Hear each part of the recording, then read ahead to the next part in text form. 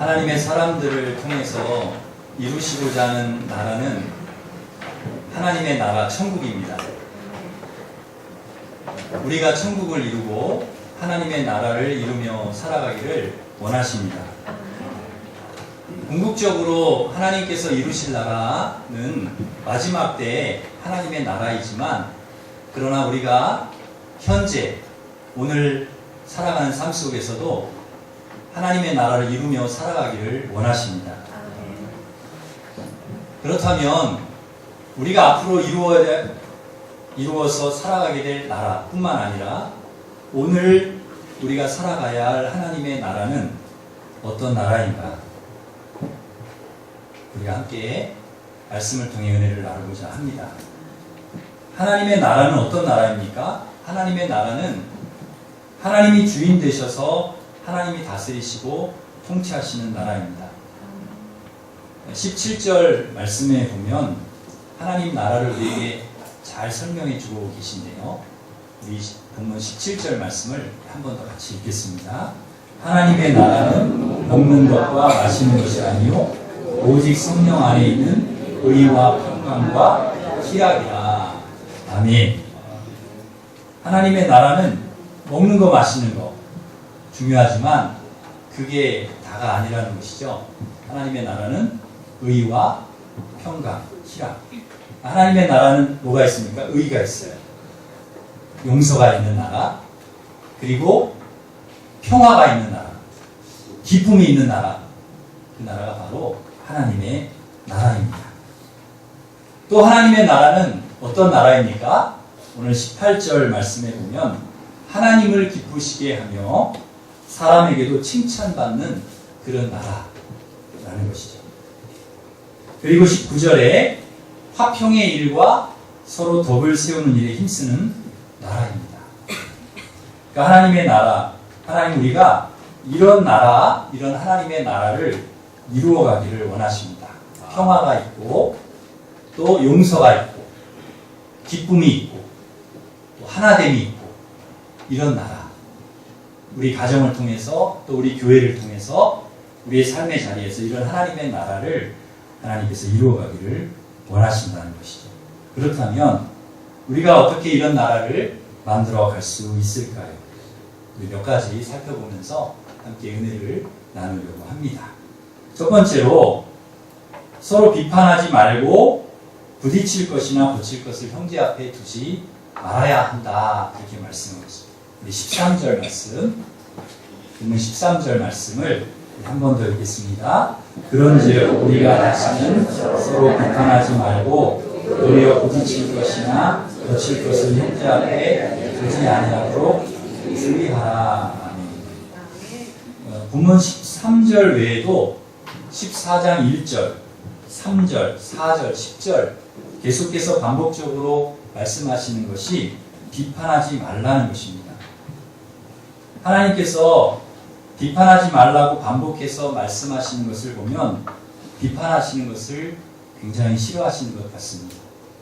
그런데 로마교회 성도들은 서로 좀 비판을 했던 모양입니다. 고기를 먹으면 고기를 먹는다고 비판하고 안 먹으면 안 먹는다고 비판하고 남의 하인에 대해서도 이러쿵저러쿵 비판하고 나를 중히 여긴다고 비판하고 중히 여기지 않는다고 비판하고 하여튼 자기 기준에 조금만 안 맞으면 서로 비판을 했던 것 같습니다. 그렇게 비판하는 성도들에게 바울을 통해서 하나님께서 분명히 말씀하십니다. 비판하지 말라. 그렇게 말씀하십니다. 그런데 비판하지 말라는 이유가 무엇입니까? 크게 두 가지가 있는데요. 하나는 비판은 우리의 몫이 아니라 하나님의 몫이기 때문이라는 것입니다. 이 10절을 보면 우리가 다 하나님의 심판대 앞에 서리라. 12절에도 자기 일을 하나님께 직고하리라 그랬습니다. 그러니까 우리가 심판의 자리에 서는 게 아니고 심판받는 자리에 선다는 것입니다. 그것도 다 자기가 한 일 때문에 그런 자리에 서게 된다. 나중에 하나님 심판대 앞에 서서 자기의 일을 하나님 앞에 다 고백한다는 거예요. 내가 이렇게 살았습니다. 이런 일을 다 하나님께 직고한다는 거예요. 옆에 있는 사람 제가 저렇게 잘못 살았습니다. 쟤를 좀 이렇게 하는 게 아니고 다른 사람이야 하나님이 다른 사람 알아서 심판하실 일이고 자기다 내가 하나님 앞에 한 일에 대해서 다 이렇게 알게 된다는 것이죠. 그래서 다른 사람을 판단하고 정죄하고 비판하는 일은 하나님께 이렇게 맡겨두고 우리가 할 일이 아니고 우리 자신에게 집중해야 한다는 것입니다. 우리가 누구를 비판할 만큼 그럴 만한 위치에 있는 사람들이 아니라는 것이죠. 내 안에 들보가 있는데 누구에게 우리가 뭐라고 하겠는가 하는 것입니다. 그래서 우리는 우리 자신을 늘 바라봐야 되고 우리 자신에 집중해야 됩니다. 하나님 앞에서 내가 누구인가 거기에 초점을 맞춰야 됩니다. 그래야 다른 사람보다도 나에 집중할 때에 비판하지 않을 수가 있다는 것이죠. 우리가 비판하기 전에 먼저 들어야 할 말씀이 있습니다. 마태복음 7장 3절 5절 말씀인데요. 우리 앞에 스크린을 보고 우리 함께 읽겠습니다. 어찌하여 형제의 눈 속에 있는 티는 보고 내 눈 속에 있는 들보는 깨닫지 못하느냐. 의식하느냐. 먼저 내 눈 속에서 들보를 빼어라. 그 후에 알게 되고 형제의 눈 속에서 티를 빼리라. 아멘. 그러니까 비판하기 전에 하나님께서 우리에게 먼저 들려주시는 말씀인데요.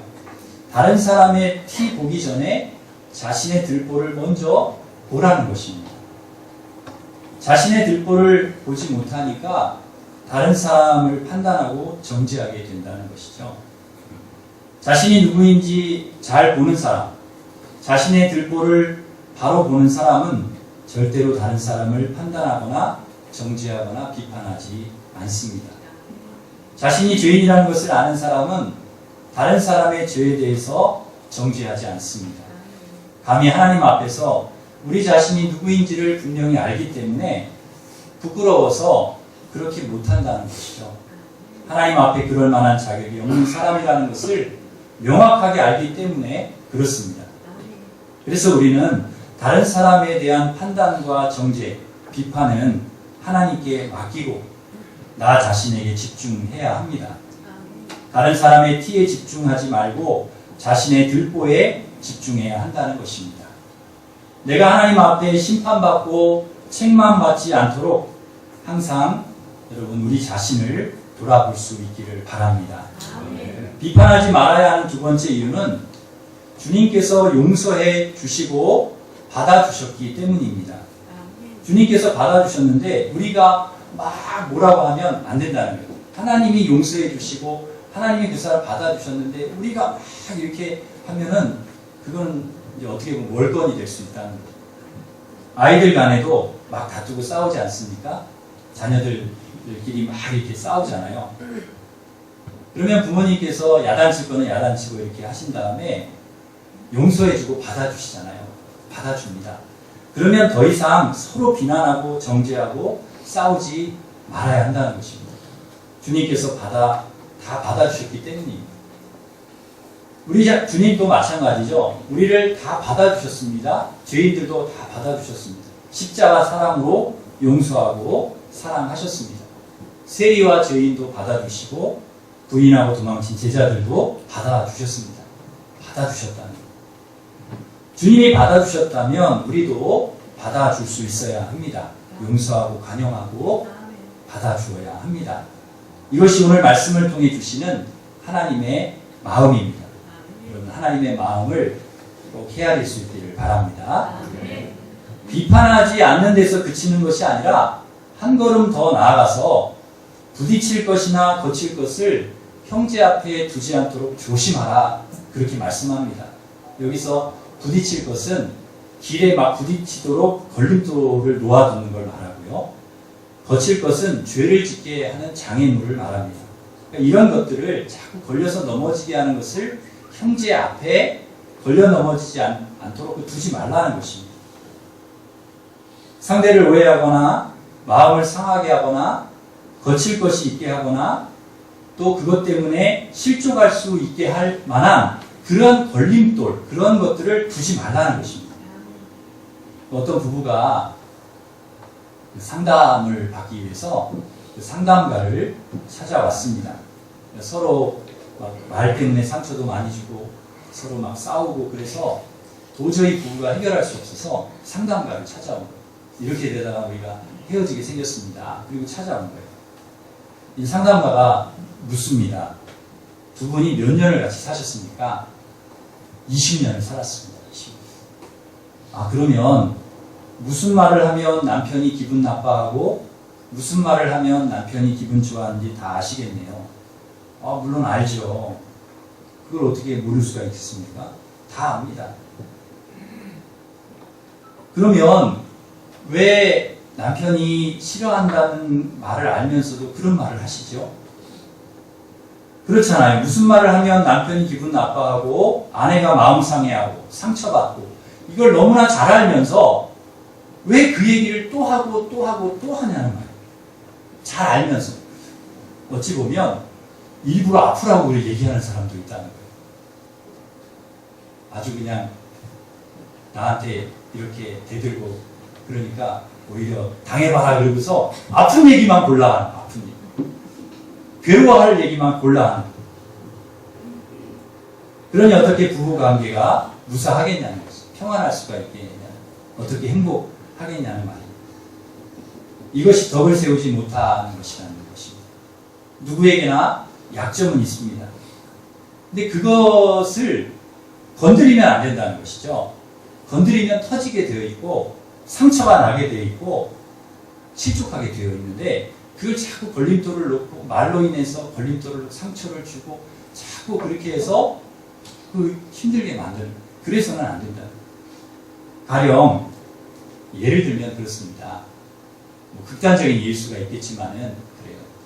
남편은 대학을 나오고 아내는 초등학교를 나왔다고 만약에 가정을 해봅시다. 이런 경우라면 남편이 뭐라고 얘기하면 안 될까요?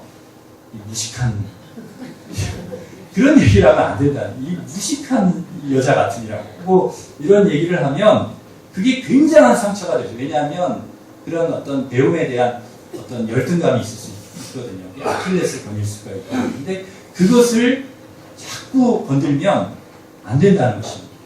그렇지 않아도 핸디캡을 가지고 있는데 그것을 자꾸 긁어서 상처를 내고 그러면 안 된다는 거죠. 예를 들면 또 반대의 경우도 있죠. 돈을 잘 못 버는 남편이 있어요. 그것 때문에 본인도 참 괴로워하고 그렇습니다. 그런데 화가 난다고 해가지고 아내가 이런 돈도 못 버는 이런 그러면서 그렇게 상처를 주면 이게 안 된다는 것입니다. 남편의 그 핸디캡, 아킬레스건을 건드려서는 안 돼요. 그것이 상처가 되고 거치는 돌이 될 수가 있다. 덕을 세우지 못하게 되는 것입니다. 말 한마디로 사람을 죽이고 살리고 할 수가 있습니다. 요새도 우리나라가 자살률이 제일 높다고 하는데요. 이렇게 자살을 왜 하게 됩니까? 이 상처 때문에 아프기 때문에 서로 말로 인해 상처를 주고 고통을 주고 걸림돌을 주고 그래서 그것이 쌓이고 쌓여서 그런 일들이 일어나는 것입니다.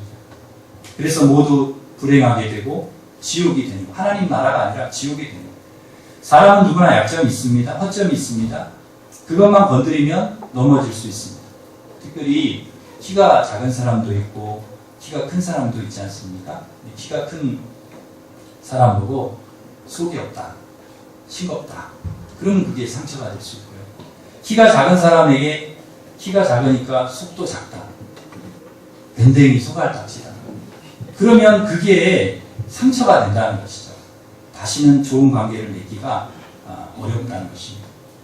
그러기에 부딪힐 것이나 거칠 것을 형제 앞에 두지 않도록 주의하라는 것입니다. 말로 걸려 넘어지지 않도록 하라는 것이죠. 실족하지 않게 우리가 해야 된다는 것입니다.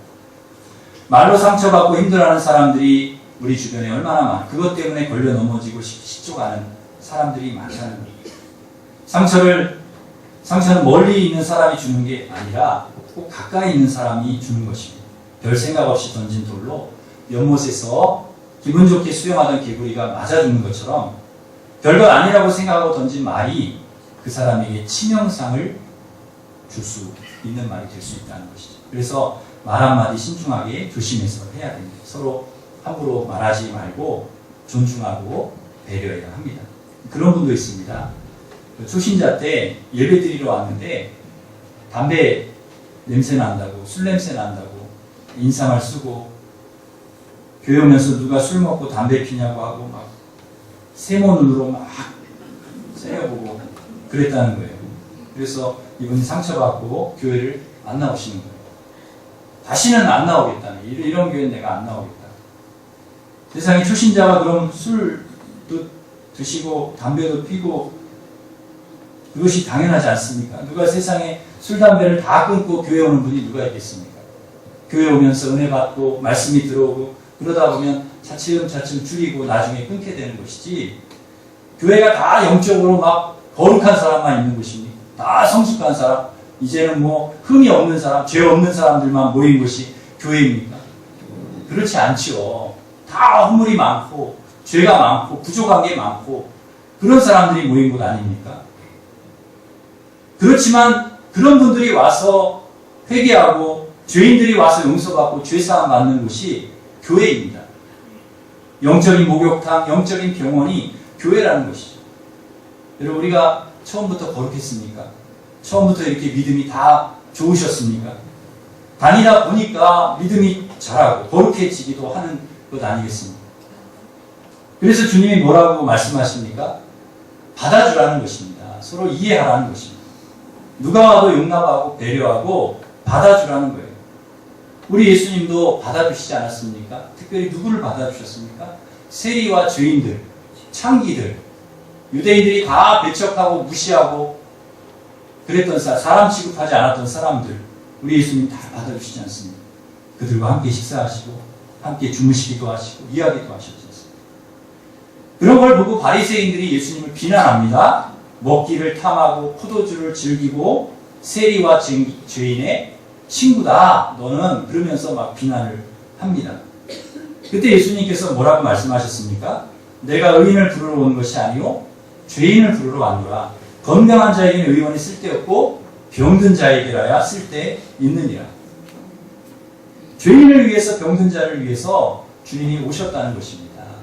그 사람들 품으시려고, 그 사람들 받아주려고 오셨다는 거예요.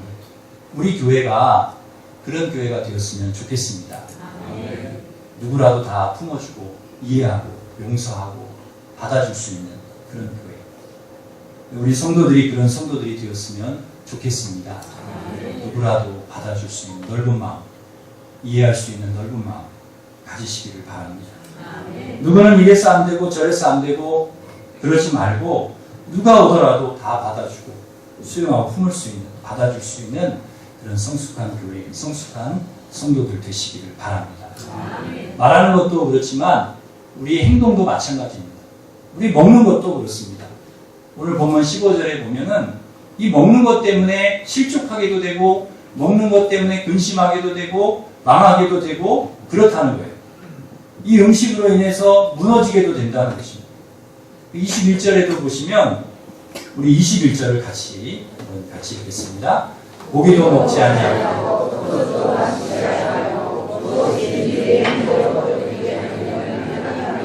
아름다우리라. 아멘. 이게 먹는 것 때문에 어떤 사람은 실족도 하고 무너지기도 하고 그렇게 되기 때문에 뭐라고 얘기합니까? 나는 고기도 먹지 않고 포도주도 마시지 않겠다. 만약에 형제가 이걸 가지고 꺼리끼는 것이다, 걸림돌이 된다, 그러면 나 안 하겠다는 것입니다. 먹는 것 때문에 형제를 근심하게 할 수 있고 무너지게도 할 수 있다는 거예요. 그렇기 때문에 차라리 나는 안 먹겠다. 그것이 아름답다는 것입니다. 초대교회 당시에 이 먹는 것 때문에 상당한 그런 갈등이 있었던 것 같습니다. 먹는다고 비판하고 안 먹는다고 비판하고 그 와중에서 실족한 사람들이 많이 생겼다는 것이죠. 이게 다 걸림돌입니다. 핵심은 뭡니까? 하나님이 우리에게 주고자 하는 말씀의 핵심은 뭘까요? 고기를 먹어야 하냐 말아야 되느냐, 그게 중요한 것이 아니라는 거예요. 무엇이 중요한 것입니까? 그 고기로 인하여서 사람이 실족하거나 사람이 어려움을 겪는 일을 우리가 해서는 안 된다는 거예요. 먹어도 좋고 안 먹어도 좋지만 다른 사람에게 걸림돌이 되게 해서는 안 된다. 거기에 초점이 있는 거죠. 그래서 17절에 하나님은 하나님의 나라를 이렇게 말씀합니다. 하나님의 나라는 먹는 것과 마시는 것이 아니요 오직 성령 안에 있는 의와 평강과 희락이라. 먹고 마시는 것 중요하지 않다. 성령 안에 의와 평강, 희락이 더 중요하다. 함께 평안한 것이 더 중요하다. 먹는 것 때문에 싸우지 마라. 다른 것들 때문에 싸우지 마라. 평화가 더 중요하다. 더 그것이 중요하다. 함께 기뻐하고 성도들이 함께 은혜를 나누고 평화를 누리고 함께 기뻐하면서 하나님의 나라를 이루어가는 것, 그게 더 중요하다. 그렇게 말씀하고 있는 것입니다. 19절에서도 그러므로 우리가 화평의 일과 서로 덕을 세우는 일을 힘쓰나니 그랬습니다. 먹는 것보다 더 중요한 것은 화평과 덕을 세우는 것이 중요하다는 거죠. 먹는 것 때문에 싸우지 말라. 실제로 우리 교회 말고 저 다른 교회에서는요. 네, 우리 교회는 안 그래요. 우리 교회는 기본적으로 안 그런데 다른 교회는 그래요. 추수감사주일 날 성도들 떡을 이렇게 나눠주는데 그거 싸웠답니다. 떡을 줄 것이냐 빵을 줄 것이냐. 떡을 줘야 된다. 떡을 줘야 된다. 빵을 줘야 된다. 그거 가지고 싸웠다는 거예요. 여러분 떡을 주면 어떻고 빵을 주면 어떻습니까? 화목한 게 좋은 거죠. 평안한 게 좋은 거죠. 어떤 교회는 점심에 밥으로 하자, 국수로 하자, 그거 가지고 2달을 싸웠다는 거예요. 여러분 밥을 먹으면 어떻고 국수를 먹으면 어떻습니까? 화목한 게 좋은 거죠. 그게 하나님의 나라죠. 여러분 진수성찬을 가지고 막 싸운다. 배부르게 막 먹을 수 있는 것 가득 차려놓고 막 싸운다. 그건 하나님의 나라가 아닙니다. 지옥입니다. 지옥. 그러나 별거 아닌 거 가지고 반찬 몇 개 안 넣고 채소만 가지고도 화목하고 사랑한다. 그게 하나님의 나라라는 것이죠. 누가 먹는 거 가지고 싸웁니까? 여러분 한번 보세요. 누가 먹는 거 가지고 싸웁니까? 네. 어린아이들. 여러분 어린아이들 한번 보세요. 어린아이들일수록 먹는 거 자기 거 뺏기면 가만 안 두거든요. 그 먹는 거 가지고 어린아이들이 막 싸우지 않습니까? 자기 거 뺏길까봐 내 주장 받아들여지지 않을까봐 싸웁니다. 그런데 조금만 성숙하면 어떻게 합니까? 자기 거 챙기려고 싸우던 아이들이 자기가 나눠줍니다. 너 먹어라. 너 먹어라. 이렇게 나눠줍니다. 양보합니다. 성숙한 것이죠. 먹을 것을 나눠준다. 내 것을 주장하지 않는다는, 다른 사람을 배려한다는 것이, 이것이 하나님의 나라, 하나님의 사람들입니다. 자기 것에 욕심을 내다가 자기 것만 챙기다가 자기 먹을 것만 챙기다가 이제는 다른 사람들을 생각하고 없는 사람을 생각하고 그 사람을 배려하고 생각하는, 그것이 바로 하나님의 사람이고 하나님의 나라를 이루어가는 사람들이라는 거죠. 서로 먹을 것 가지고 혹은 다른 이해관계를 가지고 싸우는 것이 아니라 양보하고 배려하고 나누고, 그래서 모두가 기쁘고 행복할 수 있는 나라, 이 나라가 바로 하나님의 나라인 줄 믿습니다. 우리가 이루어가야 할 나라가 바로 이러한 나라라. 우리 교회가 이루어가야 할 그 나라가 바로 이러한 나라라는 것입니다.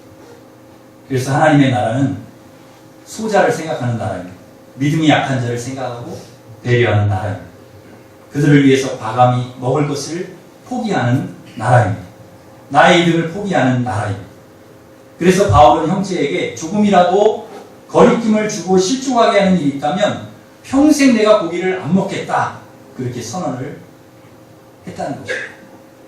고린도전서 8장 12절 13절 말씀 한 번 더 우리 같이 이 앞에 스크린을 보고 같이 읽겠습니다. 이같이 너희가 형제에게 죄를 지어 그 약한 양심을 사하게 하신 것이 그리스도에게 죄를 짓는 것입니다. 그러므로 만일 친구이 내 형제를 실족하게 하면 나는 영원히 고기를 먹지 아니하여 내 형제를 실족치 않게 하리라.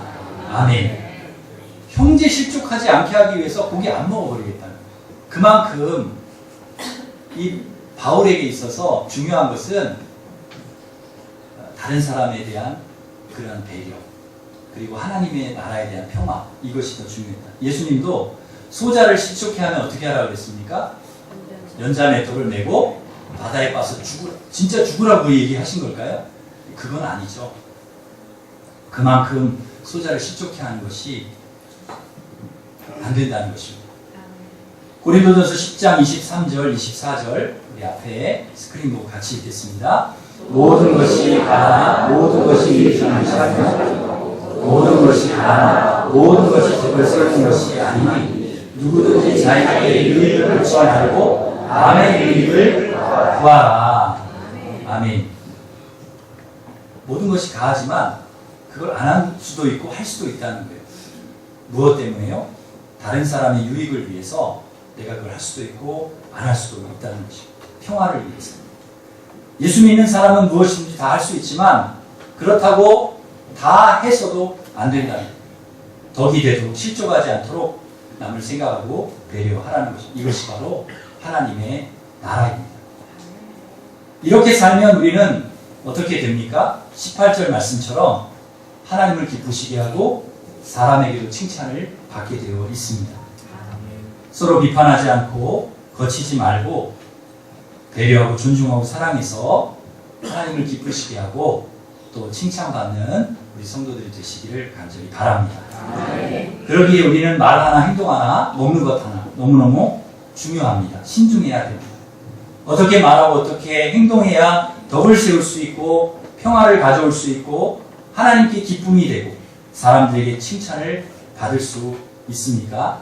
아까도 말씀드렸지만 다른 사람에 대한 배려, 비판하지 않고 받아주는 그런 것이고 두 번째는 무엇인가? 결론입니다. 우리 23절 같이 읽겠습니다. 23절 의심하고 먹는 자는 정죄되었나니 이는 믿음을 따라하지 아니하였기 때문이라. 믿음을 따라하지 아니하는 것은 다 죄니라. 이게 이제 결론입니다. 결론. 믿음으로 하지 않는 것이 죄라는 거예요. 다시 말하면 말이나 행동 전부 먹는 것까지도 믿음으로 해야 된다는 것입니다. 무엇을 먹어도 무엇을 마셔도 그리고 커피 한 잔을 마셔도 믿음으로 그리고 물을 마셔도 믿음으로 하라는 것입니다. 어떤 말을 하든지 어떤 일을 하든지 우리는 거기에 믿음이 들어가야 합니다. 예배를 드려도 공부를 하는 일도 또 설거지를 하더라도 믿음으로 하시라는 것입니다. 직장생활, 성가대 또 교사로 봉사를 하더라도 찬양을 하고 기도를 하더라도 우리가 믿음으로 하는 거예요. 잠을 자고 밥 먹는 것까지도 회의를 하는 것까지도 다 믿음으로 하라는 것입니다. 그래야 그것이 죄가 안 된다는 거예요. 믿음으로 우리가 믿음으로 하지 않으면 나도 모르게 다른 사람에게 걸림돌을 놓고 다른 상처를 주어서 그것이 죄가 될 수도 있다는 것입니다. 누군가에게 상처를 주고 실족하게 할 수 있습니다. 하나님의 영광을 가리고 평화를 깨뜨리고 다툼을 일으킬 수 있습니다.